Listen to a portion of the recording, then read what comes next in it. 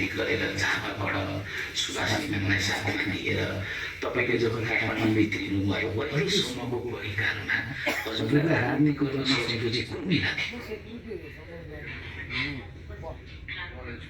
जीवनकालको राजनीति? राजनीति मैले सजिलोसँग कहिले पनि गर्न पाएको होइन, सजिलो थिएन। अलिकति गिरिजा बाबुहरू छँदा साथ जस्तो अहिले चाहिँ तपाईँ एक्लै भए जस्तो लाग्यो क्या देशको लागि?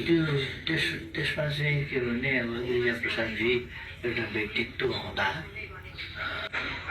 सजिलो थियो। अन्त शेरबहादुरजीले पनि त्यस्तो असहयोग गर्नुभएको छैन, साथ दिनुभएको छ। मैले पनि उहाँलाई साथ दिएको छु। तर गिरिजा प्रसादजी हुँदाखेरि अब जब बढी एउटा समय पनि त्यस्तो थियो। अहिलेको समय हो भने सारा मिलेर लखेर्थे नै। यो अहिले त राजनीति विरोधी, राजनीतिक दल विरोधी एउटा माहौल बनाउन खोजिएको छ। यो अराजकता ल्याउन खोजिएको छ, देशमा अनास्था फैलाउन खोजिएको छ।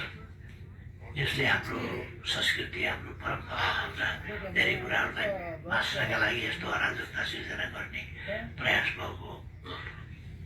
यो समय बेग्लै छ, त्यो समय बेग्लै थियो। तर मैले चाहिँ एकदम सजिलोसँग राजनीति चाहिँ कहिले पनि गरिनँ। जहिले पनि आलोचना विरोधका बिचबाट सङ्घर्ष गरेर नै म अगाडि बढेँ। अनि अब तपाईँलाई कस्तो लाग्छ? हामी त रोइराखेका छौँ, सडकमै हिँडिरहेका छौँ, सबै महँगाइ भएको छ, अर्थतन्त्र डमाडोल भएको छ।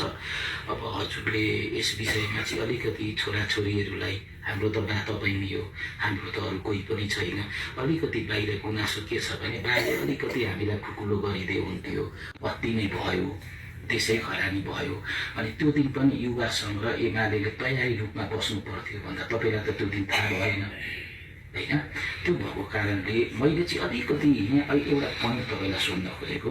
मलाई के लाग्छ भने यो समयमा गिरिजा बाबु भइदिनु भएको भए तपाईँलाई हल्का एउटा हुन्छ नि, केही फरक पर्दैन। षड्यन्त्र गरेर त्यो विध्वंस मचाउने तत्त्वहरू गिरिजा बाबुले कुस्ती खेल्ने कुरा भएन, रोक्ने कुरा भएन। अब त्यो त गरिहाल्थ्यो उनीहरूले।